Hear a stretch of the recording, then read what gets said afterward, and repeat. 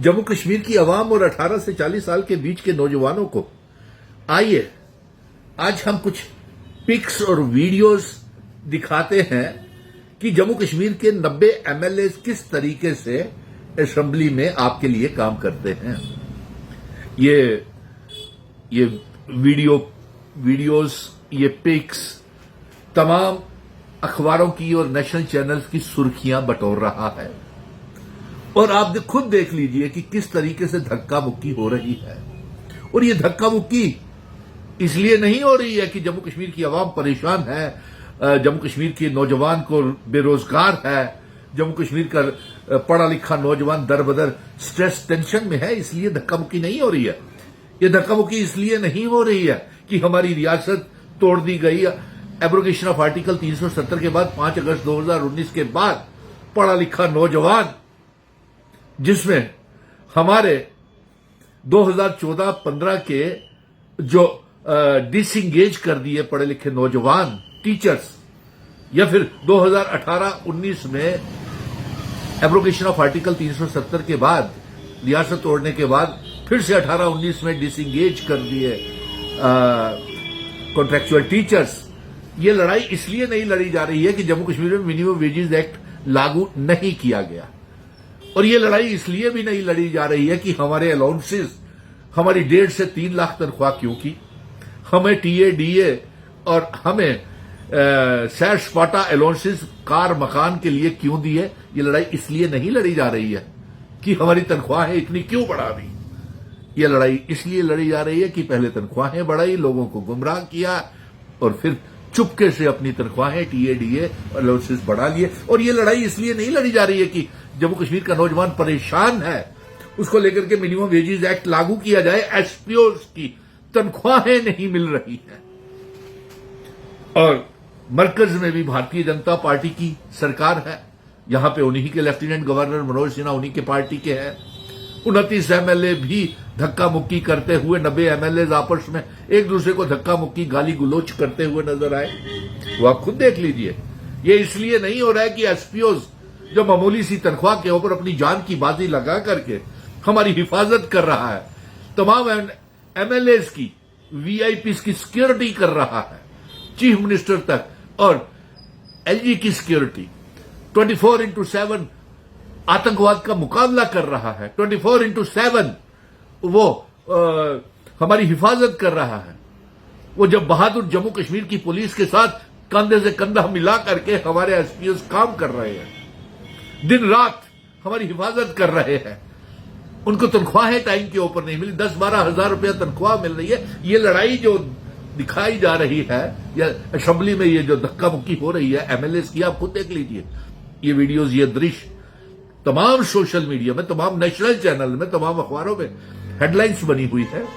इसमें कोई सामने ही सब कुछ नजर आ रहा है कि ये एसपीओस या फिर cluster resources coordinator, vocational trainer, seasonal teachers, या फिर वो जो नीड बेस्ड अरेंजमेंट के तहत सरकारी स्कूलों में, सरकारी कॉलेजेस में काम कर रहे हैं, ये उनके लिए नई लड़ाई लड़ रही है कि उनको यूजीसी के ग्रेड दिए जाए, उनकी तनख्वाहें बढ़ाई जाए, उनको पक्का किया जाए, उनको परमानेंट जॉब पॉलिसी बनाई जाए। ये उनके लिए नहीं तो लड़ाई लड़ी जा रही, ये उनके लिए भी लड़ाई नहीं लड़ी जा रही है कि जिनकी नायब तहसीलदार की पोस्टें जो रोक दी गई हैं, जिनके एग्जाम और इंटरव्यू कंडक्ट नहीं हो रहे हैं, ये लड़ाई इसलिए भी नहीं लड़ी जा रही है इन वीडियोस में कि जो सब इंस्पेक्टर्स की पोस्टें रुकी हुई है उनको जल्द से जल्द भरा जाए।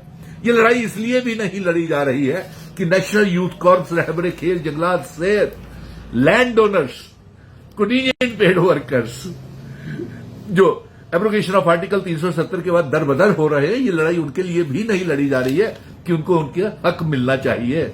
ये ना जाने क्यों ये तमाम सोशल मीडिया में, चैनल्स में वायरल हो रही हैं और सुर्खियां बनी हुई हैं। ये खबरें आप भी देख करके हंस रहे होंगे, मैं भी असेंबली में बैठ के देख रहा था कि कितनी मेहनत करते हैं बेचारे ये लोग, कितनी मेहनत कर रहे हैं आप लोगों के लिए। वो रहबरे खेल, जंगलात, सेहत, एसपीओस के लिए कितनी मेहनत कर रहे हैं, उनके रिस्क अलाउंस के लिए, उनको पक्का करने के लिए। वो आईटीआई ट्रेंड एसपीओस जो है, या फिर जिन्होंने मिलिटेंट्स के अटैक्स में आपको बचाया है, हमारी हिफाजत की है, उनको पक्का करने के लिए वो स्पोर्ट्स कैटेगरी के एसपीओ को पक्का करने के लिए नहीं ये असेंबली में 90 एमएलए लड़ रहे हैं कि ना जाने किस बात के लिए लड़ रहे हैं, हमें तो खुद समझ नहीं आ रहा।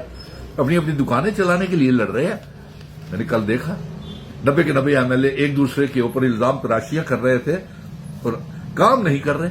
बताइए, अब ये आवाज ही नहीं उठाएंगे असेंबली में और ऐसा करेंगे और ये आने वाली जनरेशन को क्या मार्गदर्शन जिसको कहते हैं क्या सिखाएंगे?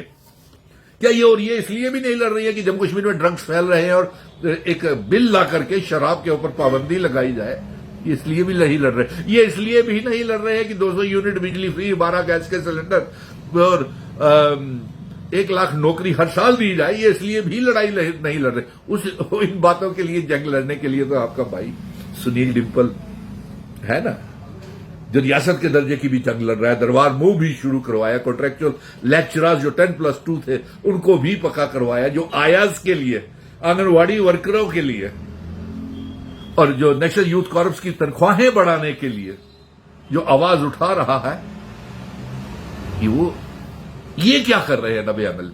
1.5 लाख से 3 लाख तनख्वाह करनी, पहली तारीख को अपनी जेब में तनख्वाहें डालते हैं, लंबी लंबी गाड़ियां लेते हैं, अलाउंसेस ले लिए और अब ये काम कर रहे हैं असेंबली में। ये दिखाने के लिए मुझे हंसी आ रही थी तो मैं ये देखा कि मैंने ये अवाम क्या सीखेगी इनसे।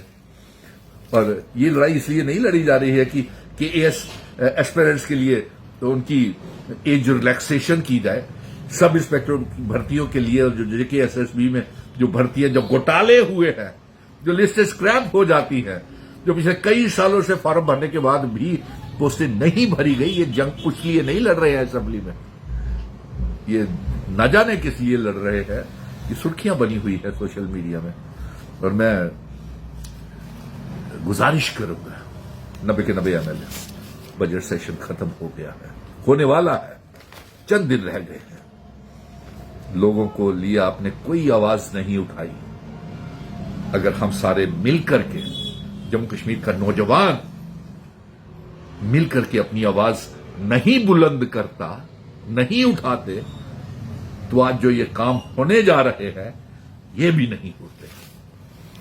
और अफसोस है कि आपने ये जो दृश्य, जो वीडियोस जो हम देख रहे हैं, ये लड़ाइयां जो आप असेंबली में कर रहे हैं, ये एसपीओस के लिए नहीं है, ये vocational trainer, cluster resources coordinator, CAPD, fair price के डीलर्स के उनको पक्का करने के लिए नहीं है। ये लैंड ओनर्स को जमीन है या कंटीजेंट पेड वर्कर या फिर नेशनल यूथ कॉर्प्स, रहबरे खेल, जंगलात, सेहत, एसपीओस की तनख्वाहें बढ़ाने के लिए नहीं है। मालूम नहीं किस लिए लड़ रहे हैं। ये सवाल मैं देखने वालों के ऊपर रखता हूं, ये वो बताए कि ये क्यों लड़ रहे हैं। क्या ये आपके लिए लड़ रहे हैं जिनका जिक्र मैंने, या 18 से 40 साल के नौजवानों के लिए लड़ रहे हैं, या जम्मू कश्मीर की आवाम की हक के लिए लड़ रहे हैं? क्यों लड़ रहे हैं ये मुझे आज तक समझ नहीं आया। ये कमेंट बॉक्स में जरूर कमेंट करें। धन्यवाद।